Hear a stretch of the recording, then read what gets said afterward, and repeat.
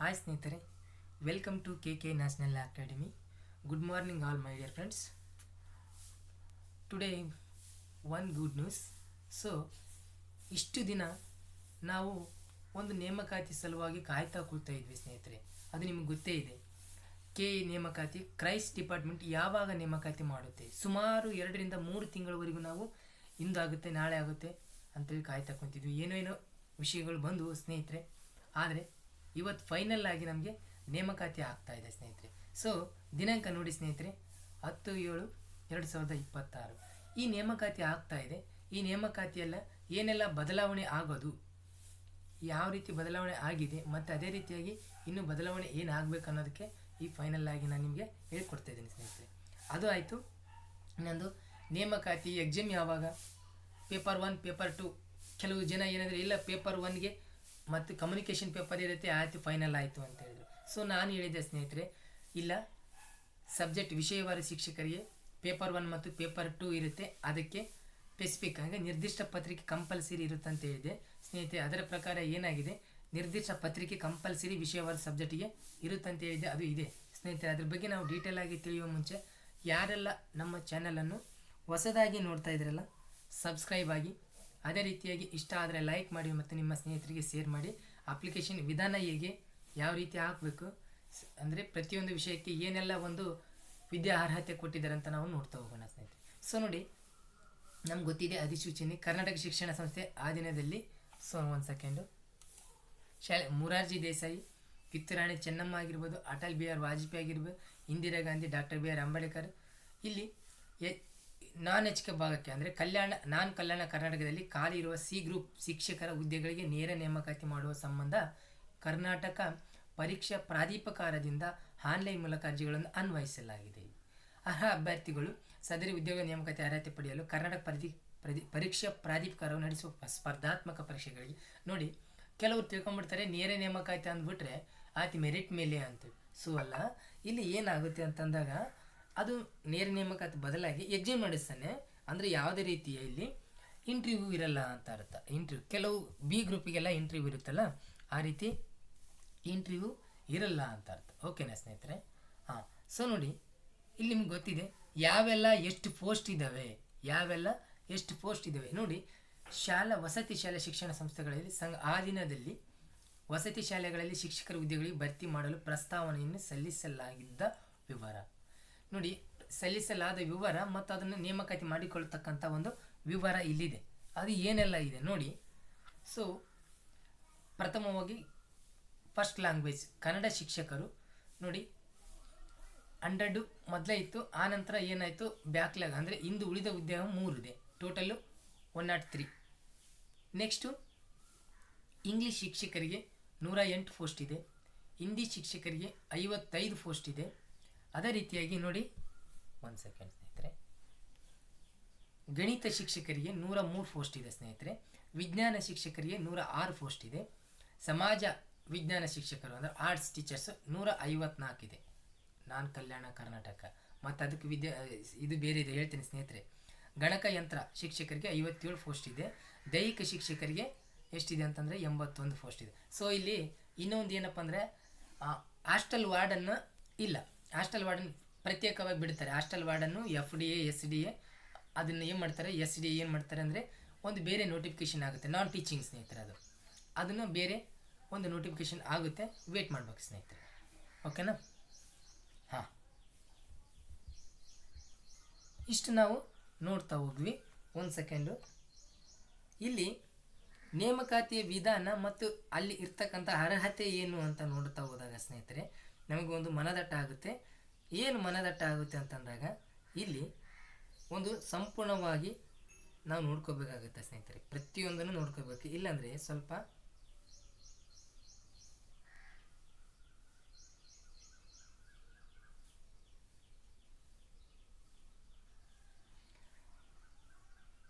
ಇಲ್ಲಿ ಟೋಟಲ್ಲು ನೇಮಕಾತಿ ಆಗಿರ್ತಕ್ಕಂಥ ಹುದ್ದೆಗಳು ಎಷ್ಟು ಅಂತಂದಾಗ VA ಕೂಡ ಆಗಿದೆ, ವಿಲೇಜ್ ಅಕೌಂಟ್ ಕೂಡ ಆಗಿದೆ, ನಿಮಗೆ ಪೊಲೀಸ್ ಡಿಪಾರ್ಟ್ಮೆಂಟ್ ಕೂಡ ಆಗಿದೆ, ಎಲ್ಲವೂ ಆಗಿದೆ ಸ್ನೇಹಿತರೆ. ಇಲ್ಲಿ ವಿಲೇಜ್ ಅಕೌಂಟ್ ಕೂಡ ನಿಮಗೆ ಏನಾಗಿದೆ ಅಂದರೆ 505 ಪೋಸ್ಟ್ ವಿಲೇಜ್ ಅಕೌಂಟ್ ಕೂಡ ಆಗಿದೆ. 505 ಪೋಸ್ಟು ವಿಲೇಜ್ ಅಕೌಂಟ್ ಕೂಡ ಆಗಿದೆ ಅಂತ ನಾವಿಲ್ಲಿ ಹೇಳ್ಬೋದು ಸ್ನೇಹಿತರೆ. ಯಾಕಂತಂದಾಗ ಇಲ್ಲಿ ಪ್ರತಿಯೊಂದು ನೇಮಕಾತಿಯ ಮೇಲೆ ನಾವು ಅವಲಂಬನೆ ಆಗಿದ್ವಿ, ಆದರೆ ಎಲ್ಲವೂ ನೇಮಕಾತಿ ಒಂದಾನೊಂದು ಆಗ್ತಾ ಇದೆ. ಇದಾದ ನಂತರ ಏನಾಗುತ್ತೆ ಅಂತಂದಾಗ ಮುಂದೆ ಒಂದು ನೇಮಕಾತಿ ಆಗ್ತಾಯಿದೆ. ಅದು ಯಾವುದು ನೇಮಕಾತಿ ಅಂದರೆ HSTR, GPT, ಅದೇ ರೀತಿಯಾಗಿ PST. ಓಕೆ, ಇದನ್ನು ನೋಡ್ತಾ ಹೋಗೋಣ ಸ್ನೇಹಿತರೆ. ಈಗ ಶೈಕ್ಷಣಿಕ ವಿದ್ಯಾರ್ಹತೆ ಏನಿದೆ ಅಂದರೆ ಕನ್ನಡ ಶಿಕ್ಷಕರು ಆಲ್ಮೋಸ್ಟ್ ಇದನ್ನೇ ಗ್ರೂಪಲ್ಲಿ ಕಳಿಸಿದ್ದೀನಿ ಸ್ನೇಹಿತರೆ. ನಮ್ಮ KK ನ್ಯಾಷನಲ್ ಟೆಲಿಗ್ರಾಮ್ ಗ್ರೂಪಲ್ಲಿ ಕಳಿಸಿದ್ದೀನಿ. ನಮ್ಮ KK ನ್ಯಾಷನಲ್ ಆ್ಯಪಲ್ಲಿ ಕೂಡ ನಿಮಗೆ ಸಿಗುತ್ತೆ, ಅಲ್ಲಿ ನೀವು ನೋಡ್ಕೋಬೋದು ಸ್ನೇಹಿತರೆ. ಅದಾದ ನಂತರ ನಿಮಗೆ ಒಂದು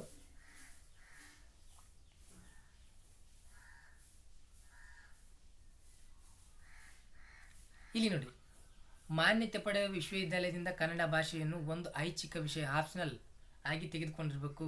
ವಿಭಾಗದಲ್ಲಿ ಸ್ನಾತಕ ಪದವಿ ಪಡೆದಿರಬೇಕು, ಡಿಗ್ರಿ ಕಂಪಲ್ಸರಿ ಆಗಿರಬೇಕು ನೋಡಿ. ಅಥವಾ ಅಭ್ಯರ್ಥಿಗಳು ಕರ್ನಾಟಕ ರಾಜ್ಯ ಶಿಕ್ಷಣ ಪರೀಕ್ಷಾ ಮಂಡಳಿ ಬೆಂಗಳೂರು ಇವರು ನಡೆಸಲಾಗಿರುವ 4 ವರ್ಷಗಳ ಕನ್ನಡ ಡೀಪ್ ಕೋರ್ಸ್ನಲ್ಲಿ ಅದೊಂದು ನಡೆಸ್ತಾರೆ. ನಿಮ್ಗೆ ಗೊತ್ತಿದೆ, ಕನ್ನಡ ಮತ್ತು ಹಿಂದಿ ನಡೆಸ್ತಾರೆ. ಓಕೆನಾ. ಮಾನ್ಯತೆ ಪಡೆದ ವಿಶ್ವವಿದ್ಯಾಲಯದಿಂದ B.Ed ಕಂಪಲ್ಸರಿ ಪಡೆದಿರ್ಬೇಕಂತ ಹೇಳ್ತಾ ಇದ್ದಾರೆ. Compulsory B.Ed ಪಡೆದಿರಬೇಕು. ಒಂದು ವೇಳೆ ನೋಡಿ, ಅಭ್ಯರ್ಥಿಯು ಸ್ನಾತಕ ಪದವಿಯಲ್ಲಿ ಕನ್ನಡವನ್ನು ಐಚ್ಛಿಕ ವಿಷಯವನ್ನು ಅಭ್ಯಾಸಿಸಿದ್ದಿಲ್ಲೇ ಅಂದರೆ ಈಗ ಡಿಗ್ರಿಯಲ್ಲಿ ನಾವು ಏನಪ್ಪ ಅಂತಂದರೆ ಕನ್ನಡ ಇಲ್ಲ ಆಪ್ಷನಲ್ಲು, ಡೈರೆಕ್ಟ್ ಏನು ಮಾಡಿವಿ PG ಮಾಡಿದ್ದೀವಿ ಅಂತಂದ್ರೆ ಅವರು ಎಲಿಜಿಬಲ್ ಇದ್ದಾರೆ. ನೆನಪಿರಲಿ, ಅದೊಂದು ನೆನಪಿರಲಿ. ಏನು ನಾನು ಕ್ಲಿಯರಾಗಿ ಹೇಳಾಗತ್ತೀನಿ ಸ್ನೇಹಿತರೆ, ಯಾರು ಡಿಗ್ರಿಯಲ್ಲಿ ಆಪ್ಷನಲ್ ಮಾಡಿರಲ್ವೋ, ಆಪ್ಷನಲ್ ಸಬ್ಜೆಕ್ಟ್ ಮಾಡಿರಲ್ವೋ, ಅವರು PGಯಲ್ಲಿ ಆಪ್ಷನಲ್ ಸಬ್ಜೆಕ್ಟ್ ಮಾಡಿದರೆ ಎಲ್ಲಿ ನಡೆಯುತ್ತೆ, ಏನು ಸಮಸ್ಯೆ ಇಲ್ಲ. ಓಕೆನಾ. ತಲೆ ಕೆಡಿಸ್ಕೊಬೇಡಿ. PGಯಲ್ಲಿ ಮುಗಿದಿತ್ತಂದರೆ ನೀವು ಆರಾಮ್ ಎಲಿಜಿಬಲ್ ಆಗ್ತೀರಿ. ಓಕೆನಾ. ಆಂಗ್ಲ ಶಿಕ್ಷಕರು ಆ್ಯಸ್ ಇಟ್ ಇದೆ ಸೇಮ್, ಏನು ಸಮಸ್ಯೆ ಇಲ್ಲ. ಅಲ್ಲಿ ಕೂಡ ನೋಡ್ಕೊಳ್ರಿ, ಕಳಿಸಿರ್ತೀನಿ. ನಮ್ಗೆ ಬೇಕಾಗಿರ್ತಕ್ಕಂಥದ್ದು ಸ್ವಲ್ಪ ಅರ್ಹತೆ ಏನು, ಇಲ್ಲಿ ಕೂಡ ಸಮಾಜ ವಿಜ್ಞಾನ ಶಿಕ್ಷಕರಿಗೆ ಸ್ವಲ್ಪ ಡೌಟ್ ಇದೆ. ಏನು ಡೌಟು ಬನ್ನಿ ಹೇಳ್ತೀನಿ.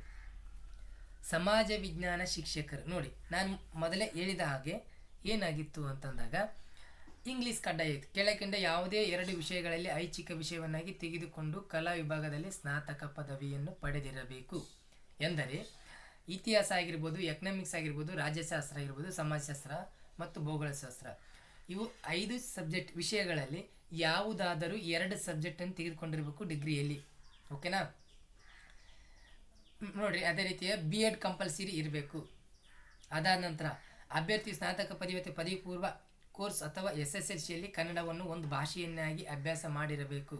ಕನ್ನಡದಲ್ಲಿ ಡಿಪ್ಲೊಮಾ ಹೊಂದಿರಬೇಕು ಅಥವಾ ಕರ್ನಾಟಕ ಪ್ರೌಢ ಶಿಕ್ಷಣ ಪರೀಕ್ಷಾ ಮಂಡಳಿಯಲ್ಲಿ ಕನ್ನಡ ಸಾಹಿತ್ಯ ಅದು ಗೊತ್ತಿದೆ, ನಿಮ್ಗೆ ಹೇಳಿದ್ದೀನಿ ಆಲ್ರೆಡಿ. ಮತ್ತು ಇಲ್ಲಿ ಒಂದು ಸೂಚನೆ ಕೊಟ್ಟಾರೆ, ವಿಶೇಷ ಸೂಚನೆ. ಅದು ಏನು ಅನ್ನೋದು ಹೇಳ್ತೀನಿ. ಎಸ್, ಸೂಚನೆ ಏನು ಕೊಟ್ಟಾರಪ್ಪ ಅದನ್ನು ನಾವು ತಿಳ್ಕೊಬೇಕಾಗುತ್ತೆ ಒಂದು ಸ್ವಲ್ಪ.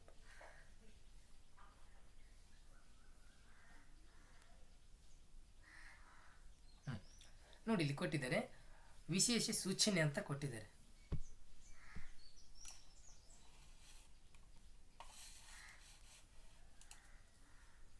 ನೋಡಿ, ವಸತಿ ಶಾಲೆಗಳಲ್ಲಿ ಆಂಗ್ಲ ಮಾಧ್ಯಮದಲ್ಲಿ ನಡೆಯುತ್ತಿರುವುದರಿಂದ ಸಮಾಜ ವಿಜ್ಞಾನ ಶಿಕ್ಷಕರು ಹುದ್ದೆಗೆ ಅರ್ಜಿ ಸಲ್ಲಿಸುವ ಅಭ್ಯರ್ಥಿಗಳು ಪದವಿಯನ್ನು ಆಂಗ್ಲ ಮಾಧ್ಯಮದಲ್ಲಿ ವ್ಯಾಸಂಗ ಮಾಡಿರಬೇಕು. ಪದವಿಯನ್ನು ಆಂಗ್ಲ ಮಾಧ್ಯಮದಲ್ಲಿ ವ್ಯಾಸಂಗ ಮಾಡಿರುವ ಬಗ್ಗೆ ಸಂಬಂಧಪಟ್ಟ ವಿಶ್ವವಿದ್ಯಾಲಯ ರಿಜಿಸ್ಟ್ರಾರ್ ಅವರಿಂದ ಸಂಬಂಧಿಸಿದ ಕಾಲೇಜ್ ಪ್ರಿನ್ಸಿಪಾಲ್ ಅವರಿಂದ ಅಧಿಕೃತ ಪ್ರತಿ ಪಡೆದಿಟ್ಟುಕೊಂಡು ಮೂಲ ದಾಖಲೆ ಪರಿಶೀಲನೆ ಸಮಯದಲ್ಲಿ ಹಾಜರುಪಡಿಸತಕ್ಕದ್ದು.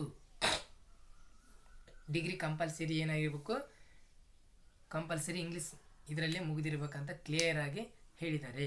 ಅದಕ್ಕೆ ಸಂಬಂಧಪಟ್ಟ ಲೆಟರ್ ಏನಿರಬೇಕು, ವಿಶ್ವವಿದ್ಯಾಲಯದಿಂದ ಅಥವಾ ಕಾಲೇಜಿನ ಪ್ರಿನ್ಸಿಪಲ್ದಿಂದ ಒಂದು ದೃಢೀಕರಣ ಇರಬೇಕಂತ ಕ್ಲಿಯರ್ ಆಗಿ ಕಂಪಲ್ಸರಿ. ಸುಮ್ಮನೆ ಹಾಕ್ಬಿಟ್ಟು ಸಮಸ್ಯೆ ಮಾಡ್ಕೋಬೇಡ್ರಿ. ಯಾರು ಇಂಗ್ಲೀಷ್ ಇರ್ತಾರಲ್ಲ ಅವರು ಹಾಕ್ರಿ. ಗಣಕೈ ಅಂತ ನಿಮ್ಗೆ ಗೊತ್ತಿದೆ, ಅದು ಎಲ್ಲ ಗೊತ್ತೇ ಇದೆ, ಏನು ಸಮಸ್ಯೆ ಇಲ್ಲ. ಈಗ ಹೆಚ್ಚುವರಿ ಅರ್ಹತೆ ಏನು ಬೇಕು? ಸೊ ನೋಡಿ, ಕ್ರಮಶಃ ಶಿಕ್ಷಕರ ಹುದ್ದೆಗೆ ಅಂದರೆ 1 to 6 ಶಿಕ್ಷಕರ ಹುದ್ದೆಗೆ ಕನ್ನಡ ಭಾಷೆ ಶಿಕ್ಷಕರು, ಇಂಗ್ಲೀಷ್ ಭಾಷೆ ಶಿಕ್ಷಕರು ಎಲ್ಲ ತುಂಬಿಕೊಂಡಿದ್ದಾರಲ್ಲ, ಅದಕ್ಕೆ ಸಂಬಂಧಿಸಿದಂತೆ ಕರ್ನಾಟಕ ಪ್ರಾಥಮಿಕ ಮತ್ತು ಪ್ರೌಢ ಶಿಕ್ಷಣ ಇಲಾಖೆ ನಡೆಸಿರುವ ಶಿಕ್ಷಕರ ಅರ್ಹತೆ ಪರೀಕ್ಷೆ ಪೇಪರ್ 2 ಪಾಸ್ ಆಗಿರ್ಬೇಕಂತ ನೋಡ್ರಿ. ಕರ್ನಾಟಕ ಟೆಟ್ ಕೇಂದ್ರೀಯ ಮಾಧ್ಯಮಿಕ ಶಿಕ್ಷಣ ಮಂಡಳಿ ನಡೆಸುವ ಕೇಂದ್ರ ಶಿಕ್ಷಕರ ಅರ್ಹತಾ ಪರೀಕ್ಷೆ ಸಿ ಟೆಟ್ನಲ್ಲಿ ಅರ್ಹತೆ ಹೊಂದಿರುವ ಅಭ್ಯರ್ಥಿಗಳು ಮಾತ್ರ ಅರ್ಜಿ ಸಲ್ಲಿಸಲು ಅವಕಾಶ ಇದೆ. ನೋಡಿರಿ, ಮತ್ತೆ ಸಿ ಟೆಟ್ ಅಷ್ಟೇನ್ರಿ ಅಲ್ಲ, ನೋ. ಕರ್ನಾಟಕ ಟೆಟ್ಟು ಮತ್ತು ಸಿ ಟೆಟ್ ಎರಡೂ ಕೂಡ ನಡೆಯುತ್ತೆ. ಯಾವುದಾದ್ರೂ ಒಂದಾಗಿತ್ತಂದರೆ ನೀವು ಎಲಿಜಿಬಲ್ ಆಗಿರ್ತೀರಿ ಸ್ನೇಹಿತರೆ. ನೋಡಿ, ಈ ಮೇಲೆ ನಮೂದಿಸಿದಂತೆ ವಿದ್ಯಾರ್ಥಿಯನ್ನು ಹೊಂದದೇ ಇರುವ ಅಭ್ಯರ್ಥಿಗಳು ನೇಮಕಾತಿ ಪ್ರಕ್ರಿಯೆಯಲ್ಲಿ ಭಾಗವಹಿಸಿದ್ದಾರೆ. ನಂತರ ಪ್ರಾಧಿಕಾರಕ್ಕೆ ಅಥವಾ ನೇಮಕಾತಿ ಸಮಿತಿಗೆ ವಿದ್ಯಾರ್ಥಿ ಹೊಂದಿರುವುದಿಲ್ಲವೆಂದು ಪತ್ತೆಯಾದಲ್ಲಿ ಅಂತಹ ವಿದ್ಯಾರ್ಥಿಗಳ ಅಭ್ಯರ್ಥಿತನವನ್ನು ಯಾವುದೇ ಹಂತದಲ್ಲಿ ಆದರೂ ಅಥವಾ ಯಾವುದೇ ಮುನ್ಸೂಚನೆ ನೀಡದೆ ರದ್ದುಪಡಿಸಬಹುದು. ಸುಮ್ಮನೆ ಯಾಕೆ ಇದು ಮಾಡ್ತೀರಿ? ಸುಮ್ಮನೆ ಅಪ್ಲಿಕೇಶನ್ ಹಾಕ್ಬಿಟ್ಟು ಸುಮ್ಮನೆ ದುಡ್ಡು ವೇಸ್ಟ್ ಮಾಡಿ, ಹೌದಲ್ವ? ಓಕೆ, ನೋಡಿ, ಮೇಲ್ಕಂಡ ಹುದ್ದೆಗೆ ನಿಗದಿಪಡಿಸಿರುವ ವಿದ್ಯಾರ್ಥಿ ಹೊರತುಪಡಿಸಿ ಇತರ ವಿದ್ಯಾರ್ಥಿಯಲ್ಲಿ ಅರ್ಜಿ ಸಲ್ಲಿಸಿ ಮುಂದಿನ ಪ್ರಕ್ರಿಯೆಯಲ್ಲಿ ಅನರ್ಹಗೊಂಡಲ್ಲಿ ಕರ್ನಾಟಕ ಪರೀಕ್ಷಾ ಪ್ರಾಧಿಕಾರವು ಜವಾಬ್ದಾರಿ ಆಗಿರುವುದಿಲ್ಲ. ಎಸ್, ನಾವು ಯಾವುದೇ ಕಾರಣಕ್ಕೂ ಯಾವುದೇ ಮುಲಾಜಿಲ್ದೇ ತೆಗೆದಾಕ್ತೀವಿ, ಅದನ್ನು ನಾವು ಜವಾಬ್ದಾರಲ್ಲ ಅಂತ ಕ್ಲಿಯರ್ ಆಗಿ ಅವರು ಹೇಳ್ತಾ ಇದ್ದಾರೆ. ನಿಮ್ಗೆ ಗೊತ್ತಿದೆ ವಯೋಮಿತಿ. ನೋಡಿ, ಸಮಸ್ಯೆ ಇಲ್ಲ. ವಯೋಮಿತಿ ಏನೇ ಮಾಡಿದರೆ ಒಂದು ಬಾರಿಗೆ ಅನ್ವಯವಾಗುವಂತೆ 5 ವರ್ಷ ಎಕ್ಸ್ಟೆಂಡ್ ಮಾಡಿದ್ದಾರೆ, ಸಡಿಲಿಕೆ ಮಾಡಿದ್ದಾರೆ. ನೋಡಿ, GM 40 ಇತ್ತು, 45ಕ್ಕೆ ಮಾಡಿದ್ದಾರೆ. ಇದು 42 ಇತ್ತು, 48ಕ್ಕೆ ಮಾಡಿದ್ದಾರೆ. ಪರಿಶಿಷ್ಟ ಜಾತಿ 45 ಇತ್ತು, 50ಕ್ಕೆ ಮಾಡಿದ್ದಾರೆ. ಆರಾಮ್, ಏನು ಸಮಸ್ಯೆ ಇಲ್ಲ. ಏಜ್ ರಿಲೇಷನ್ಗೆ ಇದೆ, ಎಲ್ಲರೂ ಏಜ್ ರಿಲೇಷನ್ಗೆ ಇದು ಮಾಡ್ಬೋದು. ಓಕೆನಾ, ಏನು ಸಮಸ್ಯೆ ಇಲ್ಲ. ಇಷ್ಟು ನಾವು ನೋಡಿದ್ವಿ. ಇನ್ನೂ ಇದೆ, ಏನಿದೆ, ಅರ್ಜಿ ಸಲ್ಲಿಸೋದು ಯಾವಾಗಲಿಂದ ಸ್ಟಾರ್ಟ್ ಆಗುತ್ತೆ ನೋಡಿ ಸ್ನೇಹಿತರೆ. ಆನ್ಲೈನ್ ಅರ್ಜಿ ಸಲ್ಲಿಸಲು ವೇಳಾಪಟ್ಟಿ ಕೊಟ್ಬಿಟ್ಟಿದ್ದಾರೆ ಕ್ಲಿಯರಾಗಿ. ನೋಡಿರಿ, ಆನ್ಲೈನ್ ಮುಖಾಂತರ ಅರ್ಜಿ ಸಲ್ಲಿಸುವ ಪ್ರಾರಂಭ ದಿನಾಂಕ ಇದೇ ತಿಂಗಳು 15ರಿಂದ ಪ್ರಾರಂಭವಾಗುತ್ತೆ. ಆನ್ಲೈನ್ ಮೂಲಕ ಅರ್ಜಿ ಸಲ್ಲಿಸಲು ಕೊನೆಯ ದಿನಾಂಕ ನೋಡಿ 13, ನೆಕ್ಸ್ಟ್ ಮಂತು 13 ಕೊಟ್ಟಿದ್ದಾನೆ. ಸುಮಾರು 28 ದಿನ ಅವಕಾಶ ಕೊಟ್ಟಿದ್ದಾರೆ. ಶುಲ್ಕ ಪಾವತಿಸಲು ಕೊನೆಯ ದಿನಾಂಕ 14 ಕೊಟ್ಟಿದ್ದಾರೆ. ಇಷ್ಟೆಲ್ಲ ಡಾಕ್ಯುಮೆಂಟ್ಸ್ ಎಲ್ಲ ರೆಡಿ ಇಟ್ಕೊಂಡಿರಬೇಕು. ಅದ್ರ ಒಳಗಡೆ ಎಲ್ಲ ಡಾಕ್ಯುಮೆಂಟ್ಸ್ ಇರಬೇಕು ಸ್ನೇಹಿತರೆ. ಕೆಲವೊಬ್ಬರು ನಮ್ಮ ಸ್ನೇಹಿತರೆ ಏನು ಮಾಡಿದರು ಅಂತಂದಾಗ ಅವ್ರದ್ದು ಡಿಗ್ರಿ 4th ಸೆಮ್ ಇದೆಯಂತೆ, ನಾವು ಅಪ್ಲೈ ಮಾಡ್ಬೋದಾ ಅಂತ ಕೇಳಿದರು. ಸೊ ಆಗಲ್ಲ, ಅಪ್ಲೈ ಮಾಡೋಕ್ಕಾಗಲ್ಲ. ಯಾಕೆ ಆಗಲ್ಲ ಅಂತಂದಾಗ ಫೈನಲ್ ಇಯರ್ ಮಾರ್ಕ್ಸ್ ಕಾರ್ಡ್ ಇರಬೇಕು ಜೊತೆಯಲ್ಲಿ. ಹಂಗಿದ್ದಾಗ ಅಪ್ಲೈ ಮಾಡೋಕ್ಕೆ ಸಾಧ್ಯ, ಇಲ್ಲಾಂದರೆ ಆಗಲ್ಲ ಸ್ನೇಹಿತರೆ. ಓಕೆ, ಇಲ್ಲಿ ವೇತನ ಶ್ರೇಣಿ ನೋಡ್ತಾ ಹೋಗ್ತದೆ. ನೋಡಿ, ನೇರ ನೇಮಕಾತಿ ಮೂಲಕ ಆಯ್ಕೆಗೊಂಡ ಅಭ್ಯರ್ಥಿಗಳು 2 ವರ್ಷ ಕಾಯಂ ಪೂರ್ವ ಅವಧಿ ಅವಧಿಯಲ್ಲಿರುತ್ತಾರೆ. ಅಂದರೆ 2 ವರ್ಷ ನಾವು ಏನು ಮಾಡ್ತೀವಿ ಅಂದರೆ ಪರಿಪೂರ್ಣ ಆಗಿರಲ್ಲ, PP ಕ್ಲಿಯರ್ ಆಗಿರಲ್ಲ ಅಂತ ನಾವಿಲ್ಲಿ ಹೇಳ್ಬೋದು. ವೇತನ ಶ್ರೇಣಿ ಏನ್ಬೋದು, ಪರಿಷ್ಕೃತ ವೇತನ ಶ್ರೇಣಿ ಗೊತ್ತಿದೆ ನಿಮಗೆ, 2024ರಲ್ಲಿ ಆಯಿತು ಅಂತ. ಈಗ 54ರಿಂದ ನೋಡಿ 99,000 ಏನಿದೆ 400ವರೆಗೂ ಇದೆ. ಸೊ ಅದೇನು ಸಮಸ್ಯೆ ಇಲ್ಲ, ಅದ್ರದ್ದು ಏನು ಆಗಂಗಾಗುತ್ತೆ, ಏನು ಸಮಸ್ಯೆ ಇಲ್ಲ. ಇಲ್ಲಿ ನಮಗೆ ಒಂದು ಭಾರ ಅಂದರೆ ಏನಂದರೆ ಫೀಸಿಂದ ಒಂದು ದೊಡ್ಡ ಭಾರ ಅಂತ ನಾವಿಲ್ಲಿ ಹೇಳ್ಬೋದು. ನೋಡಿ, ಆನ್ಲೈನ್ ಮೂಲಕ ಮಾತ್ರ ಪಾವತಿ ಶುಲ್ಕಕ್ಕೆ ಅವಕಾಶ ಇದೆ ಅಂತ ನಾವಿಲ್ಲಿ ಹೇಳ್ಬೋದು ಸ್ನೇಹಿತರೆ. ಸಾಮಾನ್ಯ ಅರ್ಹತೆ ಇತರ ಅಭ್ಯರ್ಥಿಗಳಿಗೆ ನೋಡಿ ಇಲ್ಲಿದೆ 750 ರೂಪಾಯಿ. ನೋಡಿ ಏನು ಮಾಡಿದ್ದಾರೆ ಅಂದರೆ ಅರ್ಜಿ ಶುಲ್ಕ 500 ಅಂತೆ, 250 ಪ್ರಕ್ರಿಯೆ ಶುಲ್ಕ, ಪ್ರೊಸೆಸಿಂಗ್ ಫೀಸ್ ಅಂತೆ. ಹೆವಿ ಆಯ್ತು ಅಮೌಂಟು ಅಲ್ವಾ? ಸೊ ಇರಲಿ, ನೋಟಿಫಿಕೇಷನ್ ಸಾಕು, ಯಾವಾಗಾದ್ರೂ ಏನೇ ಅಷ್ಟಾರ ಮಾಡಲಿ, ಬಟ್ ನೋಟಿಫಿಕೇಷನ್ ಆದರೆ ಸಾಕಪ್ಪ ಅನ್ನಂಗಾಗಿತ್ತು ಎಲ್ಲ ಸ್ನೇಹಿತರಿಗೆ ಆಗಲಿ. ಸೊ ಪರಿಶಿಷ್ಟ ಜಾತಿಯವರಿಗೆ 500 ರೂಪಾಯಿ ಅಂತೆ, ಪ್ರೊಸೆಸಿಂಗ್ ಫೀಸ್ 250 ಅಂತೆ. ಭಾಳ ಇದೆ, ಇರಲಿ. ಏನಿವೆ ಇಷ್ಟು ನಾವು ನೋಡ್ತಾ ಹೋಗ್ತೀವಿ. ಆದರೆ ಒಂದು ನೋಡಿ, ಇನ್ನೊಂದು ಐತೆ, ಮೇಲ್ಕಂಡ ಹುದ್ದೆಗಳಿಗೆ ಆನ್ಲೈನ್ ಮುಖಾಂತರ ಒಂದೇ ಅರ್ಜಿಯನ್ನು ಸಲ್ಲಿಸಲು ಅವಕಾಶ ಕಲ್ಪಿಸಲಾಗಿದ್ದು, ಮೊದಲ ಒಂದು ಹುದ್ದೆಗೆ ಅರ್ಜಿಗೆ ಮೇಲ್ಕಂಡ ಶುಲ್ಕವನ್ನು ಪಾವತಿಸತಕ್ಕದ್ದು ಹಾಗೂ ಹೆಚ್ಚುವರಿ ಹುದ್ದೆ ಅರ್ಜಿ ಸಲ್ಲಿಸಿದಲ್ಲಿ ಆಯ್ಕೆ ಮಾಡಲಾದ ಪ್ರತಿ ಹೆಚ್ಚುವರಿ ಹುದ್ದೆಗೆ 500. ಸೊ ನೋಡಿ, ಯಾವುದೇ ಅಭ್ಯರ್ಥಿಯು ಮೇಲೆ ಇರ್ತಕ್ಕಂಥ ಏನಂತ ಅವಕಾಶ ಕಲ್ಪಿಸಿದ ಒಂದು ಹುದ್ದೆಗೆ ಅಷ್ಟು ಅಮೌಂಟ್ ಕಟ್ಟಬೇಕು. ಅದಕ್ಕಿಂತ ಹೆಚ್ಚಿನ ಹುದ್ದೆಗಳು ಹೆಚ್ಚುವರಿ ಹುದ್ದೆಗೆ ಅರ್ಜಿ ಸಲ್ಲಿಸಿದ್ದಲ್ಲಿ ಏನು ಮಾಡ್ಬೇಕಂತಂದಾಗ ಅಂದರೆ ಒಂದು ಸಬ್ಜೆಕ್ಟಿಗೆ 100 ರೂಪೀಸ್ ಹೆಚ್ಚಿಗೆ ಶುಲ್ಕ ಪಾವತಿಸಿ ಮಾಡಬೇಕಾಗುತ್ತೆ ಅಂತ ಅವರು ಕ್ಲಿಯರಾಗಿ ಹೇಳಿದ್ದಾರೆ. ಸೊ ಹಾಜರಾಗಿ ಅಭ್ಯರ್ಥಿಗಳು ಸ್ಪರ್ಧಾತ್ಮಕ ಪರೀಕ್ಷೆಯಲ್ಲಿ ಗಳಿಸಿದ ಅಂಕಗಳ ಶುಲ್ಕ ಪಾವತಿಸಿದ ವಿಷಯದ ಹುದ್ದೆಗಳಿಗೆ ಪರಿಗಣಿಸಿ ಇಲಾಖೆ ವಿಷಯವಾರು ಪ್ರತ್ಯೇಕ ಅಂತಿಮ ನೋಡಿ ಆಯ್ಕೆ ಪಟ್ಟಿ ಹಸ್ತಾಂತರಿಸಿ. Okay, good suggestion. ಓಕೆ, ಏನಂದರೆ ವಿಷಯವಾರು, ಫಾರ್ ಎಕ್ಸಾಂಪಲ್ ಕನ್ನಡ ಸೋಷಿಯಲ್ಗೆ ಅಪ್ಲೈ ಮಾಡ್ತಾರೆ. ಈ ಕನ್ನಡ ಒಂದು ಮೆರಿಟ್ ಬೇರೆ ಇರುತ್ತೆ, ಸೋಷಿಯಲ್ ಒಂದು ಮೆರಿಟ್ ಬೇರೆ ಇರುತ್ತೆ. ಇದು ಬೆಸ್ಟ್. CPT ಹಂಗಿರಲಿಲ್ಲ. ಇವು ಎರಡರಲ್ಲಿ ಯಾವ ಸ್ಕೋರ್ ಜಾಸ್ತಿ ಇರುತ್ತೆ ಅದು ಮೆರಿಟ್ ಮಾತ್ರ ಬಿಡ್ತಾಯಿದ್ರು. ಇದು ಒಂದು ಒಳ್ಳೆಯ ಒಂದು ಸೂಚನೆ ಅಂತಲೂ ಕೂಡ ನಾವು ಹೇಳ್ಬೋದು ಸ್ನೇಹಿತರೆ. ಪರೀಕ್ಷೆ ವಿಧಾನ ನಮ್ಗೆ ಗೊತ್ತಿದೆ. ಪರೀಕ್ಷೆ ವಿಧಾನ ಏನು ಮಾಡ್ತಾರೆ ಅಂತೇಳಿ, ಮೇಲ್ಕಂಡ ವಿಷಯಕ್ಕೆ ಸ್ಪರ್ಧಾತ್ಮಕ ಪರೀಕ್ಷೆ ಆಫ್ಲೈನ್ ಇರುತ್ತೆ, OMR ಶೀಟ್ ಇರುತ್ತೆ. ಲಿಖಿತ ಪರೀಕ್ಷೆಯನ್ನು ರಾಜ್ಯದ ಆಯ್ದ ಜಿಲ್ಲೆಗಳ ಕೇಂದ್ರಗಳಲ್ಲಿ ನಡೆಸಲಾಗುವುದು ಹಾಗೂ ಸ್ಪರ್ಧಾತ್ಮಕ ಪರೀಕ್ಷೆಗಳನ್ನು ನಡೆಸಲಾಗುವ ಪರೀಕ್ಷೆ ಕೇಂದ್ರದ ವಿವರಗಳನ್ನು ನಂತರದಲ್ಲಿ ತಿಳಿಸಲಾಗುವುದು. ಸೊ ನೋಡಿ, ಅಪ್ಲಿಕೇಶನ್ ಹಾಕಾಗ ಯಾವುದೇ ನೀವು ಪರೀಕ್ಷೆ ಸೆಂಟ್ರ್ ಎಕ್ಸಾಮ್ ಸೆಂಟ್ರನ್ನು ಆಯ್ಕೆ ಮಾಡೋಕ್ಕೆ ಅವಕಾಶ ಕೊಟ್ಟಿಲ್ಲ. ಅವರೇ ಎಕ್ಸಾಮ್ ಸೆಂಟ್ರ್ ಅಂದರೆ ರ್ಯಾಂಡಮ್ ಮೂಲಕ ಅವರು ಸೆಲೆಕ್ಟ್ ಮಾಡಿ ಬಿಟ್ಬಿಡ್ತಾರೆ. ಓಕೆನಾ.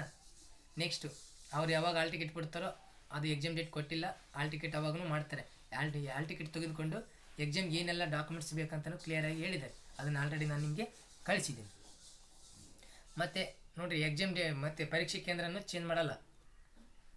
ಇಲ್ಲಿ ಇನ್ನೊಂದು ಕೊಟ್ಟಿದ್ದಾರೆ, ಕನ್ನಡ ಭಾಷಾ ಪರೀಕ್ಷೆ. ಅಭ್ಯರ್ಥಿಯು ಕನ್ನಡ ಪ್ರೌಢ ಶಿಕ್ಷಣ ಮಂಡಳಿಯಿಂದ ನಡೆಸುವ SSLC ಪರೀಕ್ಷೆಯಲ್ಲಿ ಅಥವಾ ರಾಜ್ಯದ ಅದಕ್ಕೆ ತಸ್ತಮಾನವೆಂದು ಘೋಷಿಸಿ ಯಾವುದೇ ಪರೀಕ್ಷೆಯಲ್ಲಿ SSLCಗಿಂತ ಉನ್ನತ ಮಟ್ಟದ ಪರೀಕ್ಷೆ ಕನ್ನಡ ವಿಷಯವನ್ನು ಪ್ರಥಮ ಮತ್ತು ದ್ವಿತೀಯ ಭಾಷೆಯಾಗಿ ಅಭ್ಯಸಿಸಿದ್ದರೆ, ಕನ್ನಡ ಮಾಧ್ಯಮದಲ್ಲಿ ಅಭ್ಯರ್ಥಿಯು ಅಧ್ಯಯನ ಮಾಡಿ ಇಂತಹ ಪರೀಕ್ಷೆ ಪಾಸು ಮಾಡಿದ್ದರೆ ಆಯೋಗ ಇನ್ನಿತರ ಯಾವುದೇ ಪ್ರಾಧಿಕಾರದಿಂದ ಹಿಂದೆ ನಡೆಸಿದ ಕಡ್ಡಾಯ ಕನ್ನಡ ಪರೀಕ್ಷೆಯನ್ನು ಪಾಸ್ ಮಾಡಿದರೆ ಅವರು ಯಾವುದೇ ರೀತಿ ಇನ್ನೊಂದು ಕನ್ನಡ ಕಡ್ಡಾಯ ಪರೀಕ್ಷೆಯನ್ನು ಬರೆಯಲು ಅವಶ್ಯಕತೆ ಇಲ್ಲ.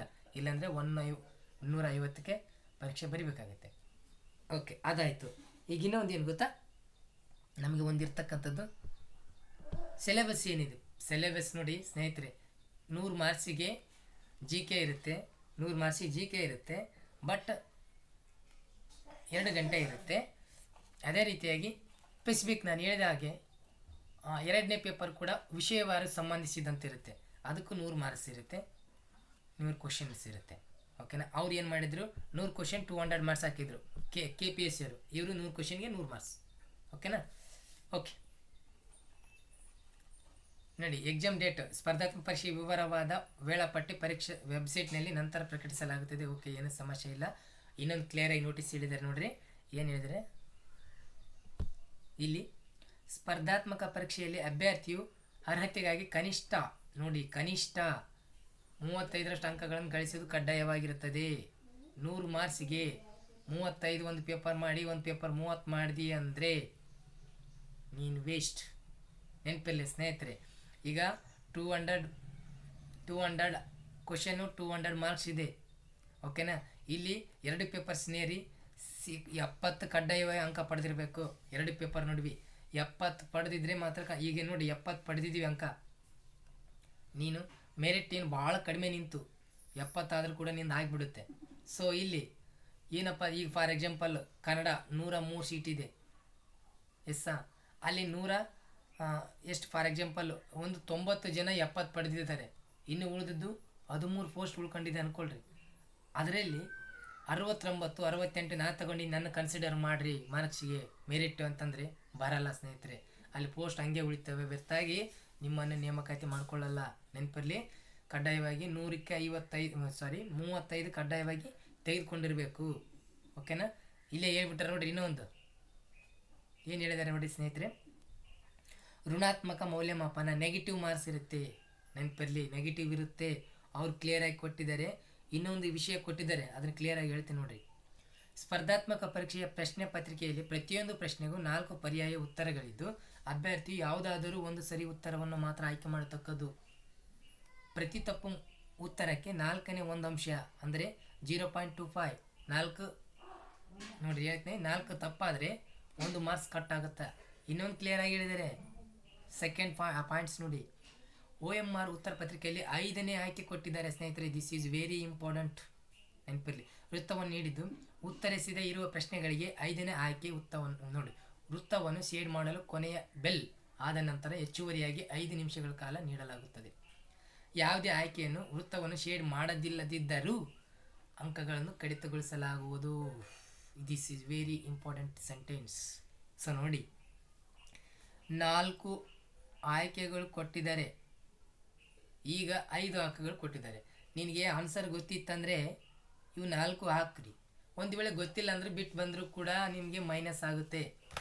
ಬಿಟ್ಟು ಬಂದರೂ ಮೈನಸ್ ಆಗುತ್ತೆ, ರಾಂಗ್ ಮಾಡಿದರೂ ಮೈನಸ್ ಆಗುತ್ತೆ. ನೆನಪಿರಲಿ ಸ್ನೇಹಿತರೆ, ಎಂಥ ವಿಶೇಷತೆ ನೋಡಿ. ಇದು ಒಳ್ಳೆಯ ಒಂದು ಬೆಳವಣಿಗೆ ಅಂತಲೇ ಹೇಳ್ಬೋದು ಸ್ನೇಹಿತರೆ. ಏನಂದರೆ ಇವು 4 ಅಂಕ ಕೊಟ್ಟಿದ್ದಾರೆ, ನಮ್ಗೆ ಯಾವುದಾದ್ರೂ ಒಂದು ಆನ್ಸರ್ ಗೊತ್ತಿದ್ದರೆ ಹಾಕ್ತೀವಿ. ಇದರಲ್ಲಿ ರಾಂಗ್ ಆದರೂ ಓಕೆ, ಅಲ್ಲೇ ರಾಂಗ್ ಆಗಿಬಿಡುತ್ತೆ. ನನಗೆ ಗೊತ್ತಿಲ್ಲ ಯಾವುದು ಬಿಟ್ಟು ಬಿಟ್ಟು ಬಂದುಬಿಡ್ತೀನಿ ಸುಮ್ಮನೆ ಅಂತ ಬಿಟ್ಟು ಬರೋ ಇಲ್ಲ. ಬಿಟ್ಟು ಬಂದರೂ ಕೂಡ ನೀನು ರಾಂಗ್ ಹಾಕಿದಿ ಅಂತಲೇ ಅರ್ಥ. ಅಲ್ಲಿ ಏನಾಗುತ್ತೆ ಅಂತಂದಾಗ 5ನೇ ಆಪ್ಷನ್ಸ್ ಆಗಿಲ್ಲ ಅಂದರೂ ಕೂಡ ನಿನಗೆ ಇಲ್ಲಿ ಮಾರ್ಕ್ಸ್ ಕಟ್ ಆಗುತ್ತೆ. ಇದೊಂದು ಕ್ಲಿಯರ್ ಇರಲಿ ಸ್ನೇಹಿತರೆ. ಒಳ್ಳೆಯ ಒಂದು ಬೆಳವಣಿಗೆ ಅಂತಲೇ ಹೇಳ್ಬೋದು ಸ್ನೇಹಿತರೆ. ಓಕೆ ಸ್ನೇಹಿತರೆ, ಇಷ್ಟೆಲ್ಲ ಮಾಹಿತಿ ನಾನು ನಿಮಗೆ ಕೊಟ್ಟೆ. ಅವೆಲ್ಲ ಡಾಕ್ಯುಮೆಂಟ್ಸ್ನ ರೆಡಿ ಮಾಡಿ ಇಟ್ಕೊಳ್ರಿ. ಅದೆಲ್ಲ ರೆಡಿ ಇದರೊಳಗಾಗಿ ಲಾಸ್ಟ್ ಡೇಟ್ ಒಳಗಾಗಿ ನೀವು ರೆಡಿ ಮಾಡಿಕೊಂಡು ಇಟ್ಕೋಬೇಕು ಸ್ನೇಹಿತರೆ. ಓಕೆ ಸ್ನೇಹಿತರೆ, ಇದ್ರ ಬಗ್ಗೆ ನಾನು ಸಿಲೆಬಸ್ ಕೂಡ ಹಾಕಿದ್ದೀನಿ. ಅದೇ ರೀತಿ ಇನ್ನೊಂದು ಬೇಕಾದರೆ ಸಿಲೆಬಸ್ ನಮ್ಮ KK ನ್ಯಾಷನಲ್ ಅಕಾಡೆಮಿಲಿ ಕೂಡ ಹಾಕ್ತೀನಿ, ಡೋಂಟ್ ವೆರಿ. ಓಕೆ ಸ್ನೇಹಿತರೆ, ಇಷ್ಟೆಲ್ಲ ಮಾಹಿತಿ ಕೊಟ್ಟಿದ್ದೀನಿ. ಇನ್ನೂ ಏನಾದರೂ ಮಾಹಿತಿ ಬೇಕಾದರೆ ನೀವು ಕೆಳಗೆ ಕಾಮೆಂಟ್ ಮಾಡಿ. ಅದೇ ರೀತಿಯಾಗಿ ನೀವು ನನ್ನ ನಂಬರ್ ಗೊತ್ತಿದೆ ಆಲ್ರೆಡಿ, ಅದಕ್ಕೆ ಕಾಲ್ ಮಾಡಿ ಹೇಳ್ತೀನಿ ಸಮಸ್ಯೆ ಇದ್ದರೆ. ಓಕೆ ಸ್ನೇಹಿತರೆ, ಓಕೆ, ಥ್ಯಾಂಕ್ ಯು.